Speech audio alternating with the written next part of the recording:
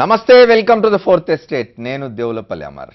కొత్త రాజధాని అమరావతిపై ఇన్నాళ్లు రంగుల ప్రపంచాన్ని చూపించిన ఆంధ్రప్రదేశ్ ముఖ్యమంత్రి చంద్రబాబు ఇవాళ అసలు గుట్టు విప్పారు. సీడ్ క్యాపిటల్లో మెజారిటీ వాటా సింగపూర్కు అప్పగించడంతో పాటు నిర్మాణమంతా విదేశీ కంపెనీలకు అప్పగిస్తున్నట్టు స్పష్టం చేశారు. ల్యాండ్ పూలింగ్లో భాగంగా రైతులు అప్పగించిన భూమిని సింగపూర్ కన్సార్షియంకు అప్పగించనున్న ఏపీ ప్రభుత్వం సీడ్ క్యాపిటల్లోని 1690 ఎకరాల్లో ఎక్కడా రైతులకు ఇవ్వబోమని తెలిపేశారు. సింగపూర్ కంపెనీలకు ఏకంగా 58% వాటా ఇచ్చిన బాబు సర్కార్ అమరావతి డెవలప్మెంట్ కంపెనీకి 42% వాటాతో సరిపెట్టారు.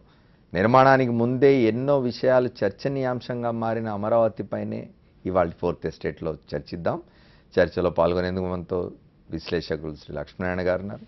అట్లాగే విజయవాడ నుంచి లైవ్లో సిపిఎం నేత గఫూర్, ఏలూరు నుంచి ఆంధ్రప్రదేశ్ భారతీయ జనతా పార్టీ నాయకులు రఘునాథ్ బాబు, ఉండవల్లి నుంచి లైవ్లో మంగళగిరి శాసనసభ్యులు వైఎస్ఆర్ కాంగ్రెస్ నాయకులు ఆళ్ల రామకృష్ణారెడ్డి చర్చలో పాల్గొంటారు. అనుకున్నట్టే జరిగింది. సింగపూర్పై చంద్రబాబుకున్న మోజు మరోసారి రుజువైంది. చాలా రోజులుగా సింగపూర్ జపం చేస్తున్నట్టే బంపర్ ఆఫర్ ఇచ్చారు. బంగారు పళ్ళెంలో పెట్టి మరీ అమరావతిని పప్పు బెల్లాల్లా రాసిచ్చేశారు.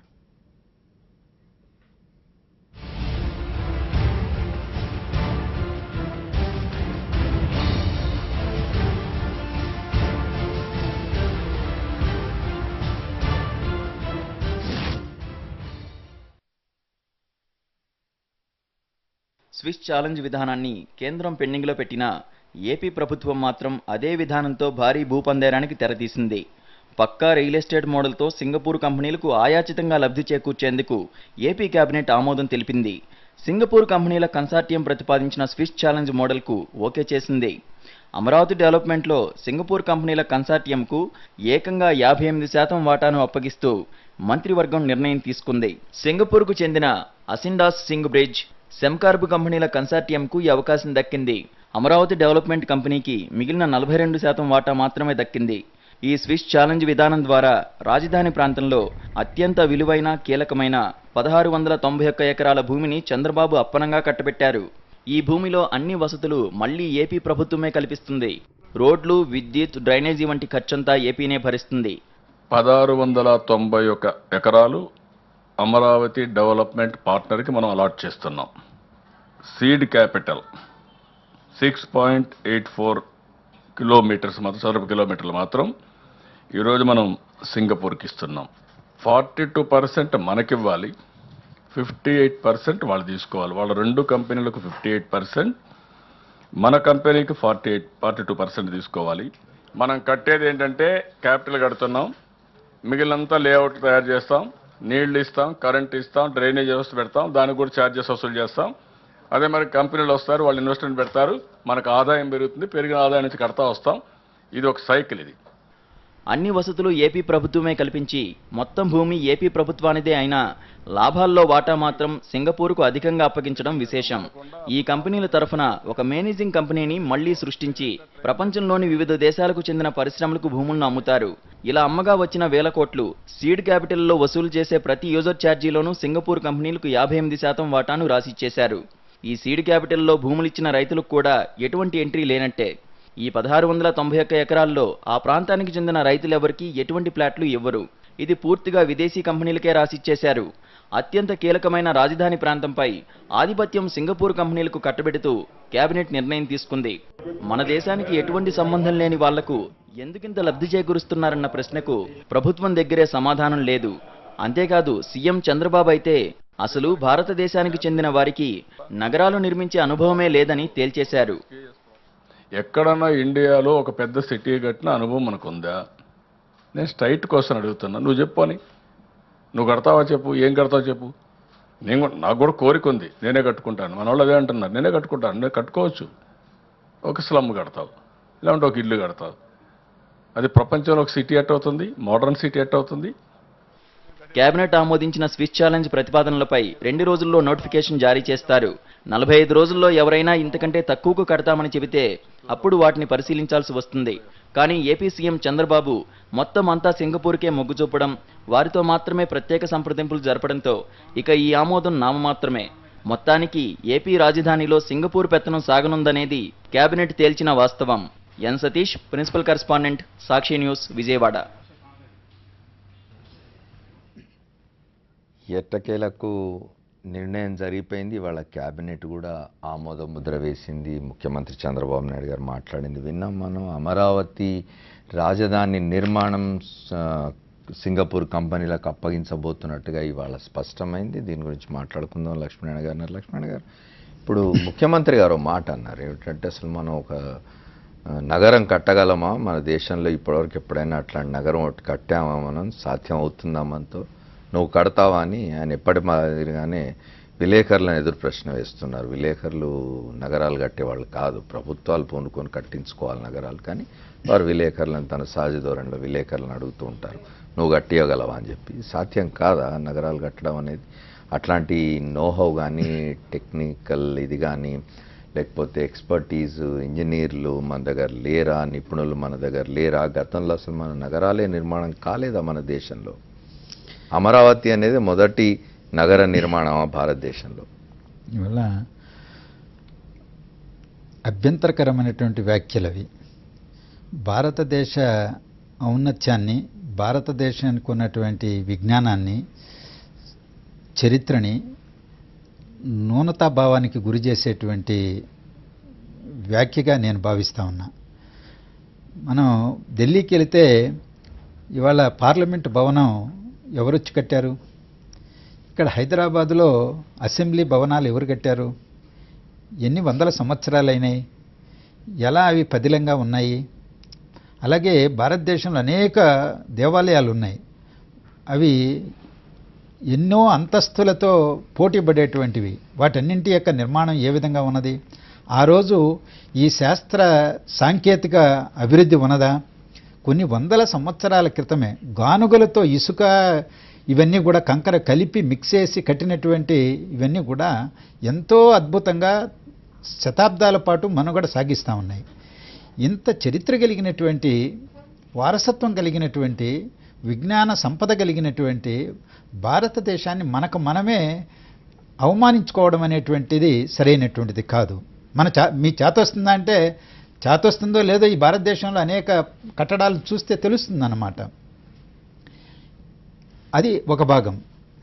కానీ రాష్ట్ర రాజధాని లేనటువంటి ఆంధ్రప్రదేశ్ వారు అంటున్నారు మనం కడితే ఒక స్లమ్ కట్టుకుంటాం అంటున్నారు. అదే అందుకనే ఇంకా దాని వివరాలు లేక అవమానించుకోవడం అని చెప్పి అన్నాను. మనకు మనం న్యూనతాభావాన్ని ఆత్మన్యూనతను పెంచడం వల్ల అది సరైనటువంటిది కాదు. రెండవది, రాష్ట్ర రాజధాని నిర్మాణంలో ప్రభుత్వం మరింత పారదర్శకంగాను జవాబుదారీతనంతోనూ వ్యవహరించాల్సినటువంటి అవసరం ఉంది. ఇవాళ హైదరాబాద్లోనో విజయవాడలోనో ఇంకెక్కడైనా సరే కాస్త ఇళ్ల స్థలాలు ఉన్నటువంటి వాళ్ళు ఆర్థిక స్తోమత ఉండదు కాబట్టి ఎవరన్నా బిల్డర్స్కి ఇచ్చి డెవలప్మెంట్ అగ్రిమెంట్ చేసుకొని ఇట్లా 58%, 42% లేకపోతే 50-50 అనో 65-35 అని ఆ ప్రాంతాలను బట్టి డెవలప్మెంట్కి ఇవ్వడం, ప్రాంతాలను బట్టి, స్థలాలను బట్టి, విలువలను బట్టి వాటిని ఇచ్చుకుంటుంటారు. ఆ రీతిలో ఒక రాష్ట్ర రాజధాని నిర్మాణాన్ని తలపెట్టడం అనేటువంటిది అభ్యంతరకరమైనటువంటిది మౌలికంగానే. ఇవాళ ఈపీసీ విధానం ఇరిగేషన్ ప్రాజెక్టుల నిర్మాణానికి సంబంధించి మనకు అనుభవాలు ఉన్నాయి కొన్ని సంవత్సరాలుగా. ఒక సాగునీటి ప్రాజెక్టుని కట్టాలంటే ప్రభుత్వం నిర్ణయించి ఒక కాంట్రాక్టింగ్ కంపెనీకి అప్పచెప్తే దాన్ని సర్వే వాళ్ళే చేస్తారు. దాని యొక్క ఖర్చు ఎంత అవుతుందో వాళ్ళే ఇచ్చేస్తారు. ఎక్కడ రిజర్వాయర్ కట్టాలో, ఎక్కడ ఏది చేయాలో అంతా వాళ్ళే నిర్ణయిస్తారు. వాళ్ళే టెండర్లు వేస్తారు. ఆ టెండర్లని ఒక అత్యున్నత ప్రభుత్వ కమిటీ నిర్ణయించి వాళ్ళకి అప్పచెప్తారన్నమాట. అది ఆ ఈపీసీ విధానం లోపభూయిష్టమైందని, అవినీతి కూపంలో ఉన్నదని చెప్పి అనుభవాల తర్వాత ఆ విధానాన్నే మార్చాలి. ఎందుకంటే ఒకప్పుడు ప్రభుత్వ ఇంజనీర్లే సర్వేలు చేసి, అంచనాలు వేసి, టెండర్లు పిలిచి కాంట్రాక్టులు ఇచ్చేవాళ్ళు. కానీ దాని స్థానంలో ఈపీసీ వచ్చి అవినీతిమయమైపోయింది అనేటువంటిది ఎస్టాబ్లిష్ అయిపోయింది. అలాంటి అనుభవాలు ఆంధ్రప్రదేశ్లో ఉన్నాయి, ఉమ్మడి ఆంధ్రప్రదేశ్లో. ఆ పూర్వరంగంలో ఇది తద్భిన్నమే. ఒకటి బిల్డింగ్ డెవలప్మెంట్ అగ్రిమెంట్స్ ఉన్నాయి. కన్జ్యూమర్ కోర్ట్స్లో వందల సంఖ్యలో పడుతుంటాయి కేసులు, వాళ్ళు ఏ విధంగా మోసం చేస్తుంటారు అవన్నీ. అలాగే ఈపీసీ విధానం అనుభవం మనకున్నది రాష్ట్ర ప్రభుత్వానికి. ఈ రెండు అనుభవాల పూర్వరంగంలో అటువంటి మోడల్ని ఈరోజు స్విస్ ఛాలెంజ్ అనేటువంటిది తీసుకొస్తున్నారు. ఈ స్విస్ ఛాలెంజ్ అనేటువంటి దానిపైన విశ్వసనీయత ఎస్టాబ్లిష్ అయిందా భారతదేశంలో కానీ ప్రపంచంలో? కేంద్ర ప్రభుత్వం కూడా నాకు తెలిసిన మేరకి ఒక 400 రైల్వే స్టేషన్లు అభివృద్ధి చేయడానికి ఈ స్విస్ మోడల్ ఛాలెంజ్ మోడల్లోనే అనుమతించారు. కానీ అది ప్రశ్నించబోయేటప్పటికీ ఇవాళ దాన్ని తర్జన భర్జన పడుతున్నారు. అలాగే ఎక్స్ప్రెస్ హైవేలను 19,000 కిలోమీటర్లను చేయడానికి స్విస్ మోడల్ను ఇచ్చేయమంటే పీపీపీ మోడల్లో చేసేటువంటి ఒక ఎక్స్పర్ట్ కమిటీని వేస్తే వాళ్ళు అభ్యంతరాలు వ్యక్తం చేశారు, ఈ మోడల్లో పోవద్దు ఎక్స్ప్రెస్ హైవేల నిర్మాణానికని.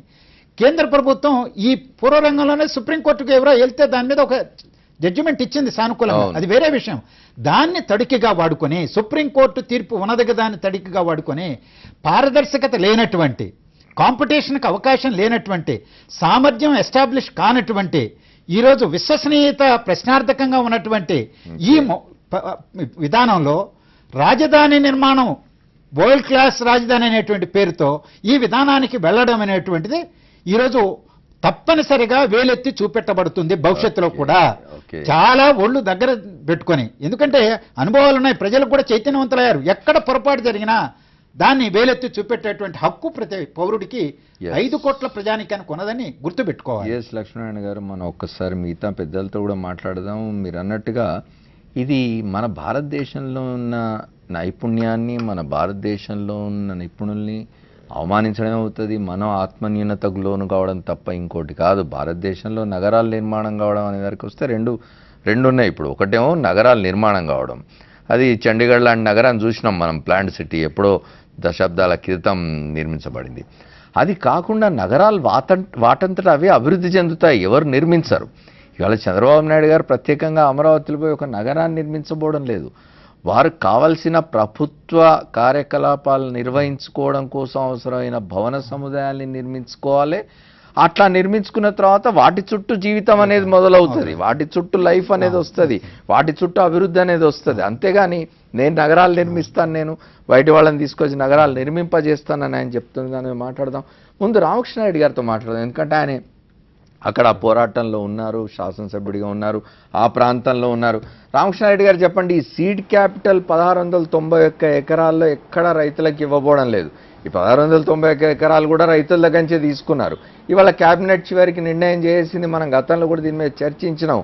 ఈ స్విస్ ఛాలెంజ్ పద్ధతి కానివ్వండి, లేకపోతే సింగపూర్ కంపెనీలకు 58% ఇవ్వడం, మనకు సంబంధించిన సంస్థకేమో 42% ఇవ్వడం, ఆ 50%లో కూడా 5 ఏళ్ల లోపల మళ్ళీ వాళ్ళు డెవలప్ చేసి అమ్ముకోవడానికి అవకాశం ఇవ్వడం, వీటన్నిటి గురించి ఏమంటారు? సార్, అందరికీ నమస్కారం. నమస్తే. ఈ రోజున చంద్రబాబు నాయుడు గారి యొక్క అవినీతి అనేది రాజధాని ముసుగులో పరాకాష్ఠకు చేరుకుందండి. ఎందుకంటే నాకు భూములు ఇచ్చిన ప్రతి రైతన్నకి కాళ్ళు మొక్కుతున్నాను అని చెప్పినటువంటి చంద్రబాబు నాయుడు గారు, నేను ప్రతి రైతన్నకి కూడా చేసినటువంటి వాగ్దానం ప్రకారం, ప్రతి కూలివాడికి చేసినటువంటి వాగ్దానం ప్రకారం నేను వాళ్ళకి కౌలిస్తాను, వాళ్ళకి 2,500 రూపాయలు పెన్షన్ ఇస్తాను, అంతేకాదు ఉచిత విద్య, ఉచిత వైద్యం ఇస్తాను, ఈ విధంగా ఇష్టం వచ్చినన్ని హామీలు చేసి చివరికి గ్రామ కంటాలు తేలుస్తాను, ప్రతి ఒక్క రైతుకు కూడా వాళ్ళకి నివాస స్థలము, వాణిజ్య స్థలము కేటాయింపులు చేస్తాను అని చెప్పినటువంటి చంద్రబాబు నాయుడు గారు ఈ రోజున మొత్తాన్ని పక్కన పెట్టేసి ఏ ఒక్క వాగ్దానాన్ని అమలు యోచన దిశగా ఆలోచన కూడా చేయకుండా పూర్తిగా సింగపూర్ వాళ్ళకి కట్టబెట్టడానికే ఈ రోజున ప్లాన్ చేస్తూ ఉన్నారండి. ఇక్కడ ఒక్క విషయాన్ని అందరం మర్చిపోతూ ఉన్నామండి. సీడ్ క్యాపిటల్ అనేది 1600 ఎకరాలు కాదండి. గతంలోనే తుళ్ళూరు మండలంలోని తాళ్ళాయపాలెం, వెంకటపాలెం, అదేవిధంగా మందడం, ఇలా 4 గ్రామాల్లో సుమారు 8,763 ఎకరాలు సీడ్ క్యాపిటల్ కింద గుర్తించారండి. అంటే ఈ గ్రామాల్లో మొత్తం ప్రజానీకాన్ని ఖాళీ చేయించబోతా ఉన్నారా? వాళ్ళకి ఇళ్ళు స్థలాలు ఎక్కడ కేటాయించబోతా ఉన్నారు? వాళ్ళకి వాణిజ్య స్థలాలు ఎక్కడ కేటాయించబోతా ఉన్నారు? దాంట్లో ఫేజ్ 1 కింద ఉన్న 1700 ఎకరాలు ఏదైతే కేటాయించబోతున్నారో అది ఎక్కడ ఉంది సీడ్ క్యాపిటల్లో? అంటే ఈ 8,763 ఎకరాల్లో ఎక్కడ? అక్కడ ఉన్నటువంటి ప్రజల యొక్క స్థితిగతులు ఏంటి అనేవి ఏమాత్రం కూడా ఆలోచించకుండా ఈ రోజున ఆ 1700 ఎకరాలు లేదా 8763 ఎకరాల్లో 9.18 ఫారాలు ఎంతమంది సంతకం చేశారు అనేది కూడా పరిగణలోకి తీసుకోకుండా ఈ రోజున ఇష్టం వచ్చిన రీతిలో ఆయన నేను ఏం చేసినా చెల్లుతుంది అనే ధోరణిలో ఈ రోజున చేస్తూ ఉన్నా అంటే ప్రతి ఒక్క రైతు పేదవాడు కూలి నిజంగా ఈ రోజున అల్లాడిపోతూ ఉన్నారండి. మేము భూమిని నమ్ముకొని బతుకుతున్నాం, అమ్ముకొని కాదు. ఈ రోజున చంద్రబాబు నాయుడు గారి వల్ల మేమేదో లబ్ధి పొందుతామని చెప్పి అనుకొని మాకు ఆశలు చూపించారు, భయపెట్టి బెదిరించలాక్కున్నారు, మా దగ్గర నుంచి తీసుకున్నారు. ఈ రోజున ఎవరికో సింగపూర్ వాళ్ళకి ఎకరం 4 కోట్లకు అమ్ముతామని చెప్పి చెబుతూ ఉన్నారు.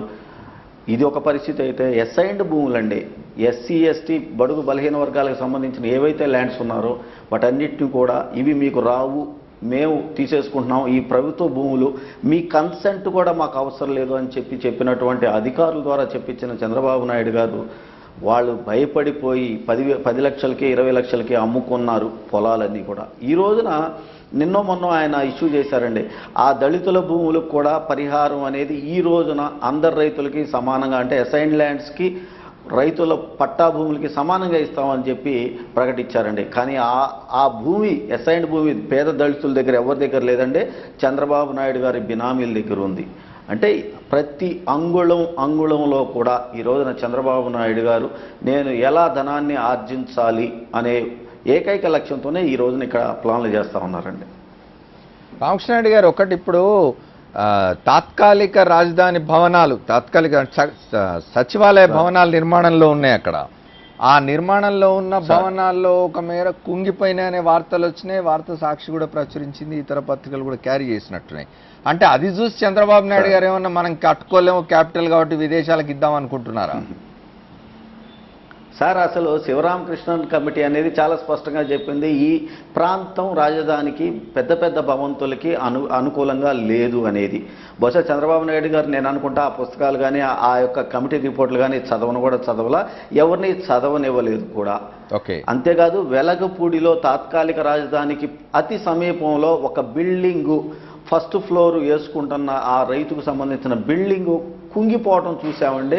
దాన్ని ఇక్కడ లారీలకు వాడే జాకీలతోటి దాన్ని కుంగిపోకుండా పెట్టుకున్నారు. అది అతి సమీపంలో ఉంది ఈ తాత్కాలిక భవనాలకి సమీపంలో. అంతేకాదు ఇక్కడ బ్లాక్ కాటన్ సాయిలు ఈ నేలంతా కూడా మంత్రి నారాయణ గారు చెప్పారు 100 అడుగుల లోతులో మేము పిల్లర్లు వేస్తున్నాము అని. అంటే G+2 బిల్డింగ్కే 100 అడుగుల లోతులో ఈ రోజున పునాదులకు వెళ్తున్నారు అని అంటే ఆ సాయిల్ యొక్క కండిషన్ని ప్రతి ఒక్కళ్ళు అర్థం చేసుకోవాలండి. మొన్న వారం రోజులు వరుసగా ఇక్కడ వర్షాలు కురిసినాయి. ఆ వర్షాలు కురిసిన వర్షాలకి లోపల ఉన్నటువంటి నల్లమట్టి ఏదైతే ఉందో అది కుంగిపోవటం లోపలికి, దాని మీద ఉన్న కాంక్రీట్ కుంగిపోయిందండి. ఇది వాస్తవం. ఇది కనుక అవాస్తవం అయితే ఎందుకు ప్రభుత్వం భయపడతా ఉంది? అఖిలపక్షాన్ని అక్కడ పంపించడానికి లేదా పత్రికా విలేకరులందరినీ కూడా ఆ ప్రాంతానికి పంపించి చూపించడానికి ఎందుకు వెనకడుగేసిందో మంత్రి నారాయణ గారు చాలా స్పష్టంగా చెప్పాలండి. అక్కడ ప్రతి బిల్డింగ్కి కూడా బ్యారికేడ్లు కట్టారు, ప్రతి బిల్డింగ్ దగ్గర సెక్యూరిటీని పెట్టారు. చివరికి ఎవరన్నా కొత్త వాళ్ళు వెళ్తూ ఉంటే వాళ్ళ దగ్గర కెమెరా ఉన్నటువంటి సెల్ ఫోన్ను కూడా ఎలవ్ చేయకుండా ఏ ఒక్క మనిషిని కూడా లోపలికి పోనీయకుండా చేస్తూ ఉన్నారండి. ఆ ప్రాంతం అంతా కూడా ఈ రోజున చాలా ప్రమాదకరమైన పరిస్థితుల్లో ఉంది. అది అసలు భవన నిర్మాణాలకి అనుకూలమైన ప్రాంతం కానీ కాదండి. ఓకే రామకృష్ణారెడ్డి గారు, మిగతా పెద్దలతో కూడా మాట్లాడదాం. Welcome back to the 4th estate. మనం అమరావతి రాజధాని నిర్మాణానికి సంబంధించి మాట్లాడుకుంటున్నాం. ఇవాళ ఆంధ్రప్రదేశ్ మంత్రివర్గం సమావేశమై స్విస్ ఛాలెంజ్ విధానానికి ఆమోదం తెలిపింది. దానిలో భాగంగా 1691 ఎకరాలు అప్పగించబోతున్నారు సీడ్ క్యాపిటల్ కోసం అని చెప్పి సింగపూర్ కంపెనీలకు. విశ్వకర్మ దగ్గర నుంచి మోక్షగుండం విశ్వేశ్వరయ్య దాకా అద్భుతమైన నిర్మాణ నైపుణ్యం కలిగిన ఇంజనీర్లు ఉన్న మన దేశంలో ఇవాళ ముఖ్యమంత్రి చంద్రబాబు నాయుడు గారు చెప్తున్నారు మనం ఒక స్లమ్ కూడా కట్టుకోలేము, ఒక ఇల్లు కట్టుకోలేము, నగర నిర్మాణం మనతో అవుతుందని చెప్తున్నారు. ఒకసారి గఫూర్ గారితో మాట్లాడదాం. గఫూర్ గారు, ఇవన్నీ ఎట్లా ఉన్నా కూడా రేపు చట్టపరమైన సమస్యలు ఏం రావనిపిస్తున్నదా వీటిలో? ఇప్పుడు అమర్ గారు, ఒకటి నేను చెప్పదలుచుకున్నామంటే చంద్రబాబు నాయుడు గారు తనను తాను తాకట్టు పెట్టుకోవడం, తన బుర్రను విదేశాలకు తాకట్టు పెట్టుకోవడం జరిగిపోయింది. ఆయన అసలు చాలా అవమానకరంగా మాట్లాడుతున్నాడు. నువ్వు కడతావా అసలు విలేకరులు కాదు కదండి ఇంజనీర్లు కట్టేది. భారతదేశంలో లేవా? భారతదేశంలో 45 అంతస్తులు ఉండేటువంటి భవనాలు అనేక నగరాల్లో ఉన్నాయి. వాళ్ళంతా భారతీయులు కాదా కట్టినటువంటి వాళ్ళు? ఇప్పుడు భారతదేశంలో ఉండేటువంటి ఇంజనీరింగ్ యొక్క టెక్నాలజీ వరల్డ్ క్లాస్ టెక్నాలజీ అని అందరూ యాక్సెప్ట్ చేస్తున్నారు. మన ఇంజనీర్లను అమెరికా లాంటి దేశాలు కళ్ళకు అద్దుకొని ఉద్యోగాలు ఇస్తున్నాయి అక్కడ. ఈయననేమో అసలు ఆ సింగపూర్ చిన్న దేశం, వరల్డ్ మ్యాప్లో ఒక పెన్సిల్తో డాట్ పెడితే ఉండే దేశం అది. ఆ దేశానికి తాకట్టు పెట్టుకున్న బుర్రా అంటేనే ఆయన అర్థమైంది ఇంకా వేరే ప్రయోజనాలు ఉన్నాయి. నా పాయింట్ ఏంటంటే ఇదేదో ఆయన అమాయకంగా మాట్లాడడం కాదు, అమాయకంగా చేయడం కాదు, దీని వేరే ప్రయోజనాలు ఉన్నాయి. ఆ ప్రయోజనాల కోసం రాష్ట్ర ప్రయోజనాలు తాకట్టు పెట్టుకున్న మొదటి అంశం అని. రెండవది అమర్ గారు ఇప్పుడు అక్కడ సీడ్ క్యాపిటల్లో ఏం కడతారండి? కొన్ని భవనాలు కడతారు. ఇప్పుడు రాజధాని రాష్ట్ర విభజన చట్టంలోనే రాజధాని కట్టేయడానికి కేంద్ర ప్రభుత్వం సహాయం చేస్తా అని చెప్పింది. నీవు చేయాల్సిన పని ఏమిటి? కేంద్ర ప్రభుత్వం మీద ఒత్తిడి పెంచి నీకు కావాల్సినటువంటి బేసిక్ ఇన్ఫ్రాస్ట్రక్చర్ ఏందో కేంద్ర ప్రభుత్వం తీసుకోవాలి. కేంద్ర ప్రభుత్వాన్ని అడగడినా కేంద్ర ప్రభుత్వం దగ్గరికి పోడు. రాజధాని గురించి మాట్లాడే ఎంతసేపు ఉన్న సింగపూర్ కంపెనీ, జపాన్ కంపెనీ అంటాడు తప్ప కేంద్ర ప్రభుత్వం యొక్క సహాయం ఎందుకు తీసుకోకూడదు? ఈరోజు జపాన్ కంపెనీకి దాదాపు 2000 ఎకరాలు ఏదో ఇస్తారు, సింగపూర్ కంపెనీకి 2000 ఎకరాలు ఇస్తారంటున్నాడు. ఆ 2000 ఎకరాలు నీ చేతిలో ఉంటే నీ గవర్నమెంట్కి ఉంటాయి కదండి. ఈ 2000 ఎకరాల యొక్క ఆదాయం గవర్నమెంట్కి వస్తుంది కదా. కాబట్టి చాలా తప్పుడు పద్ధతిలో రాష్ట్ర ప్రభుత్వం పోతుంది. ఇది రాష్ట్ర ప్రయోజనాలకు, రైతుల ప్రయోజనాలు పోయినాయండి.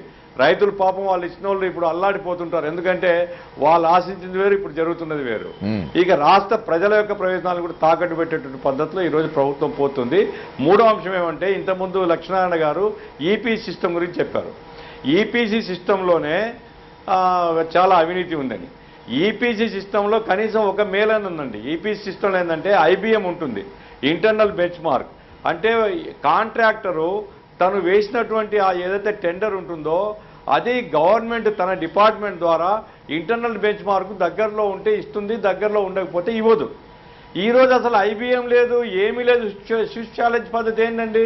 వాడు ఇప్పుడు ఎంత కావాలంటే అంత అడుగుతాడు. ఇంకోరు పోటీ వస్తే అప్పుడు చూద్దామంటారు. పోటీ వచ్చిన కూడా కొంత ఇచ్చేస్తాడు.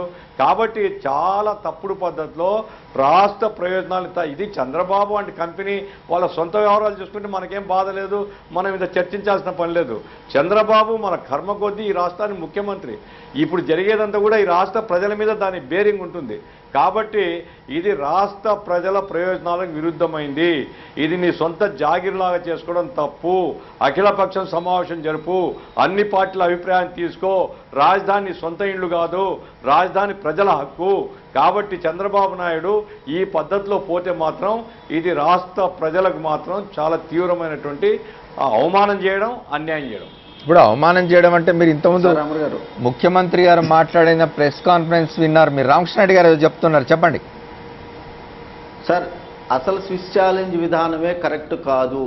గత 2015 డిసెంబర్ నెలలో ప్రముఖ ఆర్థిక నిపుణులు, సీనియర్ ఐఏఎస్ ఆఫీసర్ అండి విజయ్ కేల్కర్ గారి నేతృత్వంలో ఒక కమిటీని భారతదేశ ప్రభుత్వం ఏర్పాటు చేయడం జరిగిందండి. ఈ దేశ రాష్ట్రాల్లో ఎక్కడెక్కడ స్విస్ ఛాలెంజ్ మీద మరి ప్రాజెక్టులు నడపబడతా ఉన్నాయి, వాటి వల్ల లాభం ఉందా నష్టం ఉందా అని ప్రముఖ విజయ్ కేల్కర్ గారు చాలా స్పష్టంగా నివేదికలు ఇచ్చారండి కేంద్ర ప్రభుత్వానికి. స్విస్ ఛాలెంజ్ అనేది ఈ రోజుల్లో చాలా లోపభూయిష్టంగా ఉంది, దీనివల్ల నష్టం జరుగుతూ ఉంది అని చెప్పినప్పటికీ కూడా కనీసం కేంద్ర ప్రభుత్వానికి చెప్పకుండా కేంద్ర ప్రభుత్వం ఇచ్చినటువంటి 850 కోట్ల రూపాయలు ఇంతవరకు ఇచ్చిందని నాకు గత అసెంబ్లీలో మంత్రి నారాయణ గారు లిఖితపూర్వకంగా సమాధానం ఇచ్చారండి. ఈ 850 కోట్లకి సంబంధించి ఏమి ఇంతవరకు ఖర్చు చేశారంటే లెక్క చెప్పట్లేదు. అంటే కేంద్ర ప్రభుత్వం ఇచ్చిన డబ్బుల్ని లెక్కలు అడిగితే వాటికి చెప్పలేనటువంటి పరిస్థితుల్లో ఈరోజు చంద్రబాబు నాయుడు గారు ఉన్నారు. కాబట్టి తాను ఎక్కడ చేసే అవినీతికి కేంద్ర ప్రభుత్వానికి తెలుస్తుందా అనే విధానాన్ని గ్రహించినటువంటి చంద్రబాబు నాయుడు ఇదంతా వదిలేసి కేంద్ర ప్రభుత్వం చేయాల్సిన పని లేదు, విభజన చట్టంలో చెప్పినప్పటికీ కూడా నేను పట్టించుకోను అని చెప్పేసి స్విచ్ ఛాలెంజ్కి వెళ్తా ఉన్నాను. రామకృష్ణ రెడ్డి గారు ఇప్పుడు మీకు చెప్పకపోతే పోయారు, మరి ఆ డబ్బులు ఇచ్చిన కేంద్రానికన్నా చెప్తున్నారా లేదా రఘునాథ్ బాబు గారిని అడదాం. అంతకంటే ముందు వెలగపూడిలో తాత్కాలిక సచివాలయ నిర్మాణం విషయంలో జాగ్రత్తగా ఉండాలని, అనువైన నేల కాకపోవడంతో 4వ బ్లాక్లోని ఫ్లోర్ 3 అంగుళాల కిందకు కుంగిపోయిందని సాక్షి టీవీ ప్రసారం చేసిన వార్త మీద ఏపీ సీఎం గుర్రుమన్నారు. అలా రాయడం దుర్మార్గం అని ఆయన అభిప్రాయపడ్డారు. కొంతమంది అయితే ఎంత దుర్మార్గంగా ప్రవర్తిస్తున్నారంటే అడేదో సెక్రటరియట్ కుంగిపోయిందని రాస్తారు. ఎంత దుర్మార్గమైన కార్యక్రమాలంటే ఏం చెప్పాలో నాకైతే అర్థం కాలేదు. కానీ కొంతమంది అయితే ఎంత దుర్మార్గంగా ప్రవర్తిస్తున్నారంటే ఆడేదో సెక్రటరియట్ కుంగిపోయిందని రాస్తారు. ఎంత దుర్మార్గమైన కార్యక్రమాలు అంటే ఏం చెప్పాలో నాకైతే అర్థం కాలేదు. కానీ ఈరోజు కొంతమంది అయితే ఎంత దుర్మార్గంగా ప్రవర్తిస్తున్నారంటే ఆడేదో సెక్రటరియట్ కుంగిపోయిందని రాస్తారు. ఎంత దుర్మార్గమైన కార్యక్రమాలు అంటే ఏం చెప్పాలో నాకైతే అర్థం కాలేదు. కానీ రఘునాథ్ బాబు గారు మీరు చెప్పాలి, ఇప్పుడు తాత్కాలిక భవనాల నిర్మాణం పరిస్థితి అట్లా ఉన్నది. రేపు మీరు ఎవరో విదేశాలకు అప్పచెప్తూ ఉన్నారు. అసలు మీ పాత్ర ఏమిటి ఇందులో? మీరేం చేయబోతున్నారు? కేంద్ర ప్రభుత్వానికి ఏమైనా పాత్ర ఉందా, లేదా కేవలం డబ్బులు ఇచ్చి మౌనంగా కూర్చోవడమేనా మీరు? అమర్ గారు, మీరు 3 ముఖ్యమైనటువంటి అంశాలు లేవనెత్తారు. ఎస్. ఒకటి, ఈ సింగపూర్ కంపెనీకి అప్పు చెప్తున్నారు. 2, ఈ మన దేశంలో ఎవరు ఈ కట్టగలిగినంత కెపాసిటీ కలిగినాడు, అంటే ఈ శక్తి సామర్థ్యాలు అంటే టెక్నికల్ ఉన్నారా లేరా. 3వది, ఈ చేస్తున్నటువంటి పద్ధతి రేపు కోర్టుల ముందు ఇంకొక లీగల్గా ఇంకో రకంగా నిలుస్తుందా లేదా. ఈ 3 మీరు ప్రాథమికంగా అడిగినటువంటి అంశాలు. ఒకటి, దానిలో మన దేశంలో కట్టగలిగినటువంటి ఉన్నటువంటి సామర్థ్యం ఉన్న ఇంజనీర్లు కానీ, టెక్నికల్గా ఇంజనీర్లు కానీ, కాంట్రాక్టింగ్ కంపెనీలు కానీ ఉన్నాయనే దానిలో సందేహం లేదు. ఎవరో అక్కర్లేదు, రామకృష్ణారెడ్డి గారికి కంపెనీ లాంటి కంపెనీలు కూడా ఈ కట్టగలుగుతాయి, గ్యారంటీ. కాబట్టి దాని గురించి డౌట్ కాదు. కానీ ఇక్కడ ఏంటి, ఇన్వెస్ట్మెంట్ లింక్డ్ ఉంది. వాళ్ళే డబ్బులు తెచ్చుకుని, అంటే మొన్నటిదాకా ఈ బీఓటీ రోడ్లు చూసాం కదా, ఆ మాదిరి వాళ్ళే డబ్బులు తెచ్చుకుని ఇన్వెస్ట్మెంట్ చేసి కట్టాలంటే మన దేశంలో కాకుండా కొంత బయటకు కూడా వెళ్తే ఎక్కువ కాంపిటీషన్ వస్తుందని ఆలోచన చేసి ఉండొచ్చు. కాబట్టి ఇక్కడ మన వాళ్ళని కించపరచడం అని కాకుండా ఎక్కువ మంది బయట కూడా వస్తుంది, ఎక్కువ కాంపిటీషన్ వస్తుంది, బెటర్ క్వాలిటీ వస్తుంది. 2వది, సింగపూర్ వాళ్ళకే అంటే కూడా ఇది మళ్ళీ బిడ్డింగే. స్విస్ ఛాలెంజ్ అంటేనే బిడ్డింగ్ జరుగుతుంది. ఎవరైనా కానీ వాళ్ళు పెట్టిన ప్రపోజల్ కన్నా ఇంకా తక్కువకి, ఇంకా బెటర్కి, గవర్నమెంట్కి బెటర్గా టర్మ్స్కి ఎవరైనా బిడ్ చేస్తే ఫైనల్ మాత్రం వీళ్ళకి ఇస్తారు, ఆ టర్మ్స్కి నువ్వు ఒప్పుకుంటావా అని. అంతే తప్పిస్తే ఇది ఏకపక్షం అయితే కాదు. దీని మీద ఒక బిడ్డింగ్, ఒక ప్రాసెస్ ఉంటుంది. బట్ ఫైనల్ ముందు ప్రపోజల్ పెట్టారు కాబట్టి ఫైనల్గా వీళ్ళకి అవకాశం ఇస్తారు. ఈ 3వది, ఇవన్నీ రేపు చట్టాల ముందు లేకపోతే కోర్టుల ముందు లేకపోతే ఇంకేమైనా నిలబడతాయా లేదా. దానికి నాకు తెలిసి చంద్రబాబు నాయుడు గారు చాలా అనుభవజ్ఞుడైన ముఖ్యమంత్రి, అనేవి తెలియనటువంటి వ్యక్తి కాదు. ఇవాళ కేంద్ర ప్రభుత్వం నుంచి కూడా ఇటువంటి ఏమైనా తప్పుడు జరిగితే కూడా సహించేటటువంటి ప్రసక్తి లేదు. అది కేంద్రంలో అవినీతి డ్రాస్టిక్గా తగ్గిపోతుంది. కాబట్టి ఇటువంటి పరిస్థితుల్లో గ్లేరింగ్గా ఒక అవినీతికి ఎవరైనా పాల్పడతారు అని ఊహించలేము. ఎందుకంటే రఘునాథ్ బాబు గారు, భవిష్యత్తు కూడా రఘునాథ్ బాబు గారు నాదొక చిన్న సందేహం. రఘునాథ్ బాబు గారు నాదొక చిన్న సందేహం. అసలు ఇప్పుడు ఏదైతే ఈ స్విస్ ఛాలెంజ్ పద్ధతిలో సింగపూర్ కంపెనీలకు అప్పచెప్తూ ఉన్నారో రాజధాని నిర్మాణాన్ని, అసలు మీకేమన్నా అంటే, మీకు అంటే భారతీయ జనతా పార్టీకి, కేంద్ర ప్రభుత్వానికి సింగపూర్ కంపెనీలు ఎంత పెట్టుబడి పెట్టబోతున్నాయి ఈ రాజధానిలో అనే దాని మీద ఏమన్నా అవగాహన ఉందండి? మీరు చెప్తున్నారు చాలా డబ్బు అవసరం కాబట్టి విదేశీ కంపెనీలు తెచ్చుకోవాల్సి వస్తుంది అంటున్నారు. అది ఇప్పుడు అవన్నీ రేపు బయటకు వచ్చినప్పుడు తెలుస్తుంది. మరి ఇప్పటికైతే అంత లోతుగా విధి విధానాల్లో ఏమేంటి, దీనికి ఎంత డబ్బులు కావాల్సి వస్తుంది, వాళ్ళు ఎంత తేవాలి, ఇట్లాంటి డీటెయిల్స్ అయితే నాకు తెలీదు. అదే అదేంటి, బట్ వాస్తవంగా వేరే రాజధాని రామకృష్ణారెడ్డి, ప్లీజ్ వెయిట్. చెప్పండి రామకృష్ణారెడ్డి. రఘునాథ్ బాబు గారు, చాలా డబ్బులు వస్తాయి, చాలా డబ్బులు అవసరం అని చెప్పి మీరు చెప్తా ఉన్నారు సార్. ఒకటండి, విభజన చట్టంలో చాలా స్పష్టంగా చెప్పింది, ముఖ్యమైన భవన నిర్మాణాలన్నీ మేము చేసేస్తాం, అది కేంద్ర ప్రభుత్వ బాధ్యత అని. నెంబర్ 1. నెంబర్ 2, సార్ ఆ వచ్చే విదేశీ డబ్బులు వచ్చే 99 సంవత్సరాలు సార్ వినండి, 99 సంవత్సరాలు ఆంధ్రప్రదేశ్ ప్రజలు మొత్తం కూడా user charges, development charges, toll tax రూపాల్లో 99 సంవత్సరాలు కట్టాలి సార్ విదేశస్తులకి. ఆంధ్రప్రదేశ్ ప్రభుత్వానికి కాదు, భారతదేశ ప్రభుత్వానికి కాదు. ఎందుకు మనం అన్ని కట్టాలి? ఎందుకన్ని డబ్బులు సార్? కేంద్ర ప్రభుత్వం బిల్డింగ్లు కట్టిస్తామని చెబుతుంది. ఏదైతే సెక్రటేరియట్ ఉందో, ఏదైతే అసెంబ్లీ ఉందో, ఏదైతే హైకోర్టు ఉందో ఇలాంటి భవనాలన్నీ కూడా కేంద్ర ప్రభుత్వం మేము కట్టిస్తామని అన్నప్పుడు ఎందుకు డబ్బులు తేవాలి సార్ వాళ్ళ దగ్గర నుంచి? Okay. ఒకటి. రెండోది స్విచ్ ఛాలెంజ్ అనేది సార్ మీకు తెలుసు కదా సార్, అది nothing but nomination sir. Nomination పద్ధతి మీద ఇంకెందుకు చంద్రబాబు నాయుడు గారు సార్ ఇవాళ ఖచ్చితంగా అవన్నీ కూడా విదేశీ కంపెనీలు ఏవైతే ఉన్నాయో అవి తెర ముందు ఉంటాయి, తెర వెనకమాల చంద్రబాబు నాయుడు గారు బినామీ కంపెనీలన్నీ కూడా మరి వాళ్లే వర్క్ చేస్తారు సార్ సబ్ కాంట్రాక్టర్ల రూపంలో. ఇది ఇది ఇది ఖచ్చితం రఘునాథ్ బాబు గారు.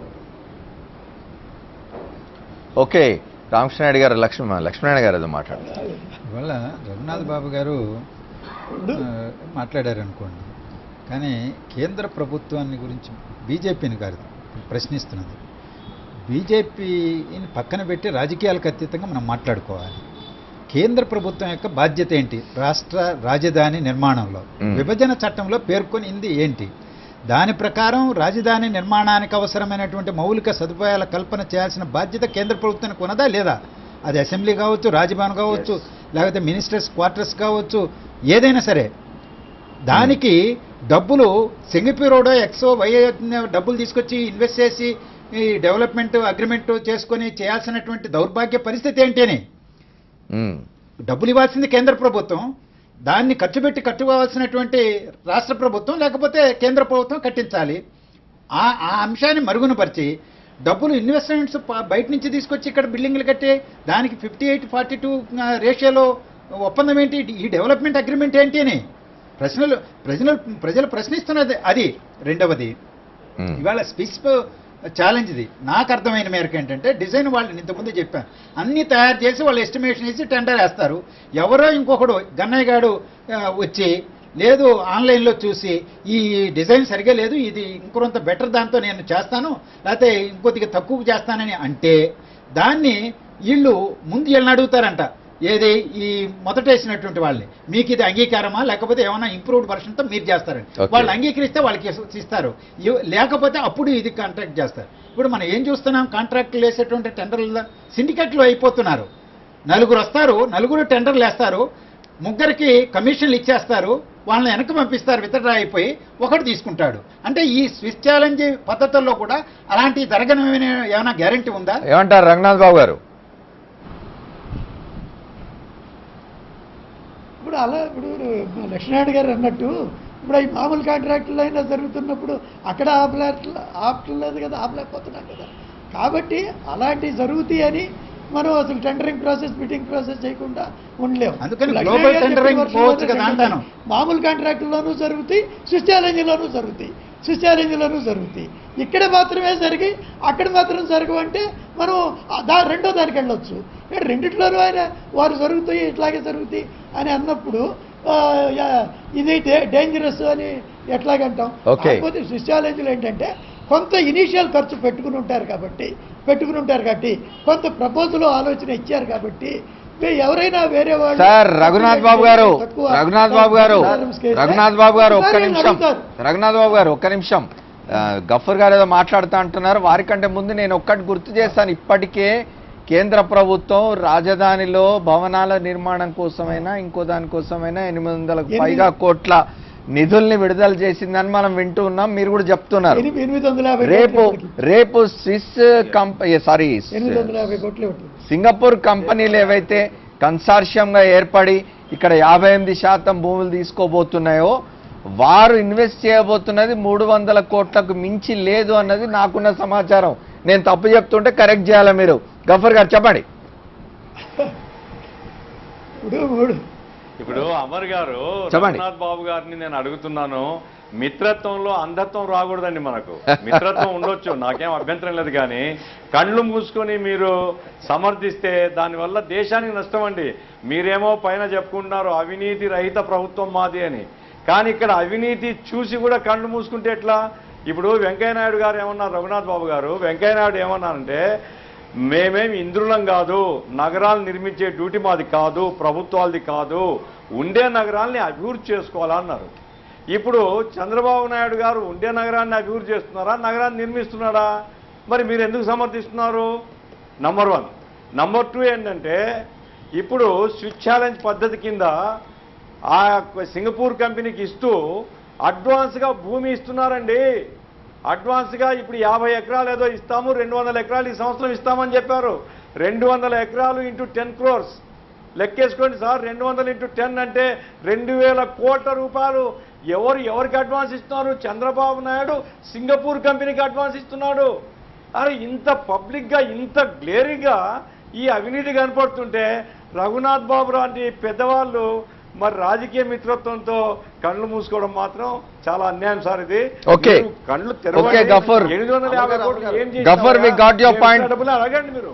Gafar we got your point. Ramakrishna Reddy garu ఏదో మాట్లాడుతున్నారు. రామకృష్ణ రెడ్డి గారు. ఓకే సార్ ఇక్కడ ఒక విషయం మరుగున పడతా ఉందండి. అదేంటంటే సీడ్ క్యాపిటల్లో విదేశీ ప్రైవేట్ సంస్థలకు ఏదైతే భూమిని ఇవ్వబోతా ఉన్నారో 58%, దాంట్లో ఆ 58%లో 32% వాటాని ఆ విదేశీ సంస్థలు ఎవరికైనా ఎప్పుడైనా అమ్ముకోవచ్చు లేదా ఐదు సంవత్సరాల లోపే డబ్బులతో వాళ్ళు చేయబోతా ఉన్నారు సార్. సార్ చెప్పండి సార్ అలా రైతు భూమిని, పేదవాడి భూమిని విదేశీ సంస్థలు ఇక్కడికి వచ్చి వాళ్ళు మన భూముల్ని అమ్ముకొని మన డబ్బులతోటే ఇక్కడ 4 బిల్డింగులు 2 రోడ్లు వేసి 99 సంవత్సరాల కాలం పాటు యూజర్ ఛార్జీలు రూపంలో డబ్బులు వసూలు చేస్తున్నారు సార్. ఇది ఇంత అవసరం అంటారా? ఒక అడుగు వేద్దాం మోడీ గారి దగ్గరికి వెళ్ళమనండి చంద్రబాబు నాయుడు గారిని. ఆయన విభజన చట్టంలో కాంగ్రెస్ ప్రభుత్వం చెప్పినట్టుగానే మనకు రావాల్సిన వాటిని మనం తెచ్చుకుందాం. ఓకే రామకృష్ణ రెడ్డి గారు, వి గాట్ యువర్ పాయింట్. నేను రఘునాథ్ బాబు గారితో మాట్లాడే ముందు ఇంకొక షార్ట్ బ్రేక్ తీసుకున్నాను.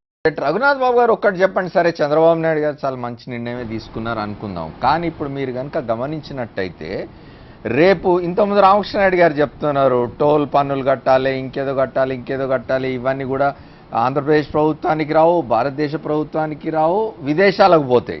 అదొక ఆస్పెక్ట్ అయితే, ఈ ఏదైతే 58% వాళ్ళకి ఇస్తున్నారో ఆ వాళ్ళకి ఇస్తున్న భూముల్లో వీటిల్లో వచ్చే ఏ వివాదమైనా లండన్ కోర్టుల్లో తేల్చుకోవాలని రేపు చంద్రబాబు నాయుడు గారి ప్రభుత్వం ఎల్లకాలం ఉండాలని ఆశించవచ్చు, వారు ఆశించవచ్చు, వారి మిత్రపక్షంగా మీరు ఆశించవచ్చు. ఇవే ప్రభుత్వాలు ఉంటే ప్రజాస్వామ్యంలో అనుకోలేము. రేపు వచ్చే ప్రభుత్వాలు ఏం చేయాలి? ఇవి వివాదాలు వచ్చిన దగ్గరల్లో ఓ రైతో, చిన్న వ్యాపారం, లేకపోతే మధ్యతరగతి వ్యక్తో ఇట్లాంటి వివాదం ఏమైనా వస్తే లండన్ దాకా వెళ్ళగలడా? ప్రభుత్వం ఇస్తుందా ఖర్చులన్నీ?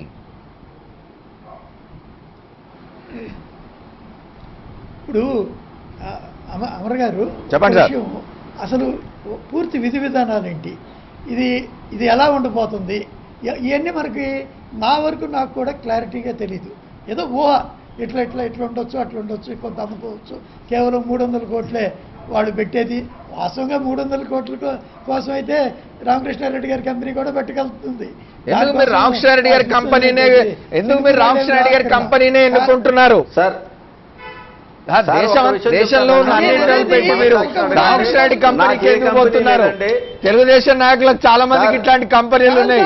సీఎం రమేష్ కట్టగలరు, సుజనా చౌదరి కట్టగలరు. నేను చాలా నిరుపేద. అమర్ గారు చెప్పండి.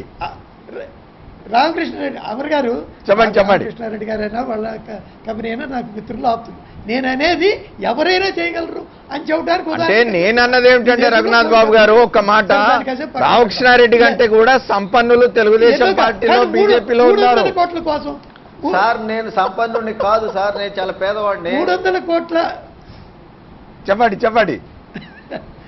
300 కోట్ల కోసమే, 300 కోట్ల పెట్టుబడి కోసమే వాళ్ళని తీసుకురావడం అయితే మాత్రం నేనైతే అనుకోవట్లా. అది ఆ విధి విధానాలు బయటకు వచ్చి అసలు ఏంటి రూపురేఖలు ఏంటి, ఎలా చేయబోతున్నాం, ఆలోచన ఏంటి, ఇవన్నీ క్లారిటీగా బయటికి తెలిసేదాకా మనం స్పష్టంగా ఇది అని కూడా అనుకోలేము నా ఉద్దేశం. కానీ ఏ వివాదమైనా లండన్ కోర్టులో తెలుసుకోవాలనేది మాత్రం స్పష్టంగానే ఉంది కదా. అది వాళ్ళకి అవార్డు అయిన తర్వాత ఈ లోపే పిల్లులు పడవచ్చు, లేకపోతే ఇంకా రకరకాల ప్లాట్ఫారమ్స్కి వెళ్తాయి. అందుకని వాటిల్లో కానీ లోపభూయిష్టంగా ఉంటే, ఏది ఆలోచనలో కానీ విధి విధానాల్లో అంత తేలిగ్గా ముందుకెళ్ళే అవకాశం లేదు. అవి పకడ్బందీగా ఉంటేనే తర్వాత నెక్స్ట్ కార్యక్రమం జరిగేది. ఆ తర్వాత వచ్చే ఒకసారి కాంట్రాక్ట్ అవార్డు అయినాక వచ్చే వాటికి లండన్ కోర్టు, ఇంకో కోర్టు. కానీ ఈ లోపు ఇంకో కార్యక్రమం ఉంది. రఘునాథ్ బాబు గారు, రఘునాథ్ బాబు గారు, లేకుండా సార్, రఘునాథ్ బాబు గారు, అస్తవ్యస్తంగా రఘునాథ్ బాబు గారు ఈ ఒక్క ప్రభుత్వం మాట, చేస్తుందని నేను అనుకోను. రఘునాథ్ బాబు గారు ఒక్క మాట, రఘునాథ్ బాబు గారు, ఇప్పుడు మీరు ఇంత దాకా వచ్చిన దాన్నే మీరు ఎక్కడ అడ్డుకోవడం అట్లా పెట్టండి, అడ్డుకోవడం అట్లా ఉంచండి. కనీసం మీరు ఏం జరుగుతుందని అడిగే స్థితిలో కూడా కేంద్రంలో అధికారంలో ఉన్న మీరు, అధికారం వారితో పంచుకుంటున్న మీరు రాష్ట్రంలో అడగలేని స్థితిలో ఉంటే రేపు అవన్నీ బయటకు వచ్చినాక అడ్డుకుంటాం అంటున్నారు. ఎట్లా సాధ్యం అవుతుంది మీతో? ఆల్రెడీ జరిగిపోయిందంతా. క్యాబినెట్ నిర్ణయం అయిపోయింది సార్ ఈ రోజున. అది ఏదో బయటికి రానేటి ఏమంటారు రామకృష్ణ గారు? బయటికి రావాలి, తెలియాలి సార్ ఈ రోజున క్యాబినెట్ నిర్ణయం అయిపోయింది. That is what I'm saying. ఎవరికి అప్పచెప్పాలి, ఎలా చెప్పాలి, విధి విధానాలు ఏంటి మొత్తం కూడా వాళ్ళు నిర్ణయించుకొని క్యాబినెట్ లో పెట్టారు సార్ రఘునాథ్ బాబు గారు. ఇక అది జీవో రూపంలో కానివ్వండి, వర్కుల రూపంలో కానివ్వండి, బయటికి రావడమే ఆలస్యం. ఏమంటారు లక్ష్మి? సార్ కేంద్ర బయటకు వచ్చినాక మనం ప్రభుత్వం clarity మాట్లాడాలి. విదేశస్తులతోటి చంద్రబాబు నాయుడు గారు కుదుర్చుకున్నటువంటి ఒప్పందాలు, ఆంధ్రప్రదేశ్ ప్రభుత్వం విదేశస్తులతో కుదుర్చుకున్న ఒప్పందాలలో కేంద్ర ప్రభుత్వం జోక్యం చేసుకోవద్దా సార్? ఇదేమి ఒక రాష్ట్రానికి మధ్య వివాదాలు కాదు సార్. ఇవాళ తెలంగాణ ఆంధ్రాకి మధ్య చిన్న ఏమన్నా ఇష్యూలు ఉంటేనే కేంద్ర ప్రభుత్వం కూర్చుంటుంది. అలాంటిది ఆంధ్రప్రదేశ్ వర్సెస్ విదేశం అది కూడా కేంద్రం పట్టించుకోవడం లేదండి ఇప్పటివరకు అయితే. ఇప్పుడు ఇక్కడ రఘునాథ్ బాబు గారు, మనం రఘునాథ్ బాబు గారు ఒక్కటి ఆలోచిద్దాం రాజకీయాలకు అతీతంగా. జాతీయ ప్రాజెక్టుగా ప్రకటించిన పోలవరానికే నిధులు ఇవ్వడంలో చాలా నిర్లక్ష్యం చేస్తూ అది ఎప్పుడు పూర్తవుతుందో తెలియని పరిస్థితి ఉంది. ఇవాళ రాజధాని నిర్మాణంలో మౌలిక సదుపాయాలు కల్పించాల్సిన చట్టబద్ధమైన బాధ్యత కేంద్ర ప్రభుత్వానికి ఉన్న, విదేశీ కంపెనీలతో బిల్డర్ ఒప్పందాలు చేసుకున్నటువంటి ఈ పద్ధతుల్లో వాళ్ళు తీసుకొచ్చి ఇన్వెస్ట్మెంట్లు పెట్టేటువంటి సందర్భంలో తీసుకొస్తారా అనుకుందాం. 100-200 కోట్లు 1000 కోట్లు వాళ్ళు పెడుతున్నారు, నిర్మిస్తున్నారు, మేమెందుకు ఇవ్వాలని చెప్పి కేంద్ర ప్రభుత్వం చేతులు దులిపేసుకోవచ్చు కదా. చేయాల్సిన బాధ్యత పోలవరం దగ్గర మనకు అనుభవం ఉంది కదా. ఒకటి. రెండవది, భూములు త్యాగం చేసినటువంటి రైతులు మొదటి లబ్ధిదారులుగా ఉండాలి. ఆ మొదటి లబ్ధిదారులుగా ఉండాలి. రైతులకు మాత్రం అక్కడ సీడ్ క్యాపిటల్లో సెంటు భూమి ఇవ్వడానికి అవకాశం లేదని చెబుతూ, నిజమే వద్దు సీడ్ క్యాపిటల్లో ఎవరికి వద్దు, మొత్తం గవర్నమెంట్ రాష్ట్ర ప్రభుత్వ కార్యాలయాలు ఎస్టాబ్లిష్మెంట్సే ఉండాలి. కానీ 42% ఉండి 58% విదేశీ కంపెనీలకు ఇవ్వడం ఏంటి అని ఏమంటారు రఘునాథ్ బాబు? ఇటువంటి పద్ధతుల్లో పోతే ఇవాళ మనం చూస్తున్న హైదరాబాద్లో మెట్రో, ఇప్పుడు జనకోడల్లో స్టేషన్లన్నీ ఒక్క మాట హైదరాబాద్లో మెట్రో ఏమైతున్నది? స్టేషన్ల నిర్మాణం జరిగినాయి, విశాలంగా కట్టుకున్నారు, విలాసవంతంగా కట్టారు. ఇప్పటికే ఆ ప్లేసెస్ అన్నింటినీ మల్టీనేషనల్ కార్పొరేషన్స్కి అమ్మేశారు. 1000 కోట్ల రూపాయలు అడ్వాన్సులు తీసుకున్నారు. కానీ ట్రైన్ రాలా, ట్రాక్ పైకి నిర్మాణం జరగల. ఇలాంటి పరిస్థితే రేపు మన ఆంధ్రప్రదేశ్ రాజధానిలో వస్తే ఏం చేయాలి? అది ప్రజల రాజధానిగా మిగులుతుందా, లేకపోతే కార్పొరేట్ సంస్థల, విదేశీ సంస్థల యొక్క రాజధానిగా మిగులుతుందా? ఆలోచించాలి కదా మనం. సార్ ఇది సింగపూర్ రాజధాని సార్. వన్ సెకండ్ రఘునాథ్ బాబు గారు చెప్పండి. అమర్ గారు చెప్పండి. ఇప్పుడు లక్ష్మీనారాయణ గారి అప్రహెన్షన్ ఏంటంటే పోలవరానికి మేము మాకు తక్కువ నిధులు ఇస్తున్నాం, అదేవిధంగా రాజధానికి ఇవ్వకుండా మాకు సరిపోతుంది కాబట్టి కేంద్ర ప్రభుత్వం ఇండైరెక్ట్గా హ్యాపీగా ఉంటుంది అనేది ఆయన మా మీద వేస్తున్న అపవాదు. కేంద్ర ప్రభుత్వం ఇప్పటికే 850 కోట్లు ఇచ్చాం ఒక రాయిపు. కేంద్ర ప్రభుత్వం 850 కోట్లు ఇచ్చిందని రామకృష్ణారెడ్డి గారికి, నారాయణ గారు పూర్వకంగా ఇచ్చారు. అంటే నేను బీజేపీని రఘునాథ్ బాబు గారిని కేంద్ర ప్రభుత్వం ఎవరికి సందేహం అక్కర్లా. ఎందుకు కేంద్ర ప్రభుత్వాన్ని అడుగుతున్నాం. ఇప్పటికీ చెప్పండి. అది రాష్ట్ర ప్రభుత్వం ఇవ్వాలి, మేము అడగాల్సినప్పుడు అడుగుతాం. దానికి ఒక పద్ధతి ఉంటుంది, దానికి ఉండాల్సిన కంట్రోల్స్ ఉంటాయి.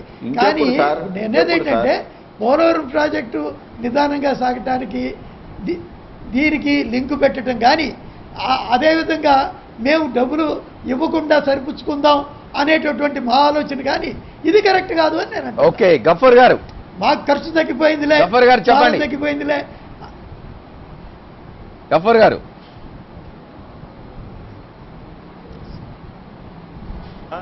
ఇప్పుడు చంద్రబాబు నాయుడు గారు సోనియా గాంధీ గారు లేదా కాంగ్రెస్ పార్టీ విభజన ప్రకటన చేసిన వెంటనే అడిగింది ఏంటంటే మాకు 5 లక్షల కోట్లు కావాలి, 5 లక్షల కోట్లు రాజధాని నిర్మాణానికి ఇవ్వండి అని అడిగారు. ఈరోజు మిమ్మల్ని ఎంత అడిగినారు, మీరు ఎంత ఇచ్చినారు? ఇప్పుడు పాయింట్ ఏమిటంటే మీరు వారు కూడబలుక్కొని రాష్ట్రాన్ని విభజించింది మీరు సపోర్ట్ చేశారు, కాంగ్రెస్ పార్టీ విభజించింది. ఇప్పుడు చంద్రబాబు నాయుడు మీరు కలిసి ఎన్నికల ముందు చెప్పింది ఏమిటి? మేము రాజధాని కట్టిస్తాం, మేము సహాయం చేస్తాం. కానీ ఈరోజు రాజధాని మీరు కట్టిస్తున్నారో లేదో, డబ్బులు ఇస్తారో లేదో మాకు తెలియదు. మీరు చెప్తున్నారు లెక్కలు చెప్పలేదని. కానీ మీరు వారు ఇద్దరు కలిసి సింగపూర్ కంపెనీకి తాకట్టు పెడుతున్నారు ఆంధ్ర రాష్ట్రాన్ని. ప్రజలు ఎట్లా క్షమిస్తారు చెప్పండి మిమ్మల్ని? మీరు ఈరోజు ఈ తప్పు జరుగుతుంటే అయ్యా ఈ తప్పు అని చెప్పలేకపోతే రేపు భవిష్యత్తులో మీరు ఏం చెప్తారు ఆంధ్ర ప్రజలకు? కాబట్టి మీరు ఇప్పటికైనా సరే రేపు రాష్ట్రంలో ప్రజల ముందు తలెత్తుకోవాలనుకుంటే ఓకే, ఈ పద్ధతి తప్పు. గఫూర్ టైం తక్కువ ఉంది మనకు. మీరు ఎవరు తాకట్టు పెట్టొద్దు. అమర్ గారు, రాజధాని అమర్ గారు, చెప్పాలి కదా. Right Gafoor, got your point sir. Let Raghunath Babu answer. మనకు సమయం తక్కువగా ఉంది. రఘునాథ్ బాబు గారు చెప్పండి. అమర్ గారు, ఒక్క విషయం, గఫూర్ గారు చెప్తున్నట్టు 5 లక్షల కోట్లు కావాలని చంద్రబాబు నాయుడు గారు మమ్మల్ని ఎప్పుడూ అడగలేదు, మేము ఇస్తామని మేము ఎప్పుడు అనలేదు. గతంలో మరి ఎన్నో రాష్ట్ర రాజధానులు వచ్చినాయి. రాయ్పూర్ వచ్చింది, 10 ఏళ్లలో యూపీఏ ప్రభుత్వం అక్కడ ఇచ్చింది 500 కోట్లు. మేము ఇక్కడ ఏమీ లేకుండా 850 కోట్లు 2 ఏళ్లలో ఇచ్చాం. కాబట్టి కావలసినటువంటి మినిమం ఇప్పుడు అదేవిధంగా రింగ్ రోడ్డు కానీ, ఏది ఈ రాజధాని చుట్టూ రింగ్ రోడ్డు కానీ, ఇతర రోడ్లు కానీ, వాటన్నిటి కూడా గడ్కరీ గారు హామీ ఇచ్చారు. కాబట్టి కేంద్రం నుంచి ఇవ్వాల్సింది ఇస్తాం.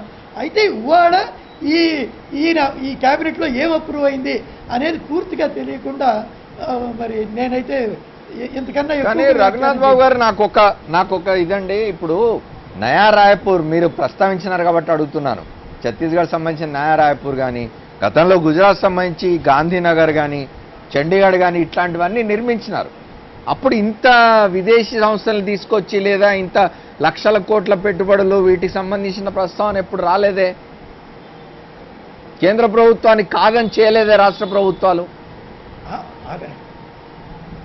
ఇప్పుడు లక్షల కోట్లు అవసరం ఉండదు అమర్ గారు. అవి ఏంటంటే అక్కడ రేపు రాబోయే ప్రైవేట్ బిల్డింగులు కూడా కలిపి అవి మీకెందుకండి? ప్రభుత్వానికి ఏం సంబంధం? ప్రైవేట్ భవనాలకు సంబంధించి ఇతర జీవితానికి సంబంధించి ప్రభుత్వానికి ఏం సంబంధం? ప్రభుత్వానికి కావాల్సింది సచివాలయం, ప్రభుత్వానికి కావాల్సింది శాసనసభ, ప్రభుత్వానికి కావాల్సింది రాజభవన్, ప్రభుత్వానికి కావాల్సింది ప్రభుత్వ కార్యాలయాలు, వారికి హైకోర్టు, ఇట్లాంటివి తప్ప ప్రభుత్వానికి ఇతర జీవనంతో ఏం సంబంధం? దానంతటా అది డెవలప్ కావాలి. కానీ చంద్రబాబు గారు నిలబడి మొత్తం జీవితాన్ని అక్కడ క్రియేట్ చేస్తారా? ఇన్ఫ్రాస్ట్రక్చర్ చెప్పండి. లేదు, ప్రాథమికమైన ఇన్ఫ్రాస్ట్రక్చరు అంతవరకే ప్రభుత్వం బాధ్యత. కాకపోతే ఈ పీపీపీ మోడల్లో ల్యాండ్ ఇస్తే ఎంతో కొంత పీపీపీ లింక్ ఉంటుంది కాబట్టి దాని మీద పెట్టే పెట్టుబడులు అవన్నీ కలిపి ఆయన 5 లక్షలు. థ్యాంక్ యూ అండి, థ్యాంక్ యూ. సమయం అయిపోయింది మనకు. రామకృష్ణ గారు చేస్తున్నారు. చెప్పండి రామకృష్ణ గారు, వెరీ బ్రీఫ్. 1 సెకండ్ సార్, ఒక విషయాన్ని అందరూ కూడా మర్చిపోతా ఉన్నారండి. గతంలో రాష్ట్ర ప్రభుత్వం చెప్పిన విషయం ఏంటంటే మేము సింగపూర్ ప్రభుత్వం వాళ్ళతో నిర్మాణాలు చేపడతా ఉన్నారు. ఇవాళ సింగపూర్ ప్రభుత్వానికి సంబంధించిన ప్రభుత్వం లేదు, ప్రభుత్వం పక్కకి వెళ్ళిపోయింది, ప్రైవేట్ కంపెనీలు వచ్చినాయి. Thank you Ramakrishna Reddy. Sembcorp, Sembridge, SNRC ఈ 3 కూడా ప్రైవేటు సంస్థలు. We got your point Ramakrishna Reddy garu. ఈ ప్రపంచంలో చంద్రబాబు నాయుడు గారి పనితనాన్ని ఎవరన్నా గుర్తించారు అని అంటే అది ఒక నరేంద్ర మోడీయే. Thank you, thank you. పైసా కూడా. Thank you Ramakrishna Reddy. సమయం అయిపోయింది మనకు. థ్యాంక్ యూ లక్ష్మీనారాయణ గారు, థ్యాంక్ యూ రఘునాథ్ బాబు గారు, అట్లాగే గఫూర్ గారికి కృతజ్ఞతలు, రామకృష్ణ రెడ్డి గారికి కూడా కృతజ్ఞతలు ఇవాళ చర్చలో పాల్గొన్నందుకు. ఏదేమైనా అమరావతి రాజధాని నిర్మాణం అనేది మసిబూసి మారేడుకాయ చేసి, జనానికి ఏం తెలియకుండా చేసి, పారదర్శకత లేకుండా చేసి, ఎవరైనా ప్రశ్నిస్తే వాళ్ళను బెదిరించి దబాయించి ఆంధ్రప్రదేశ్ ప్రభుత్వం ముందుకు పోవాలని ఆలోచిస్తున్నది. మొత్తంగా రాజధాని ప్రాంతంలో 3 పంటలు 4 పంటలు పండే అత్యద్భుతమైన ఫర్టైల్ భూముల్ని తీసుకుపోయి విదేశీ కంపెనీలకు అప్పగిస్తూ ఉన్నది. ఇది వాళ్ళ 4th ఎస్టేట్. సోమవారం నాటి 4th ఎస్టేట్లో మళ్ళీ కలుద్దాం. State Yoon to Sakshi. This is Amar signing off.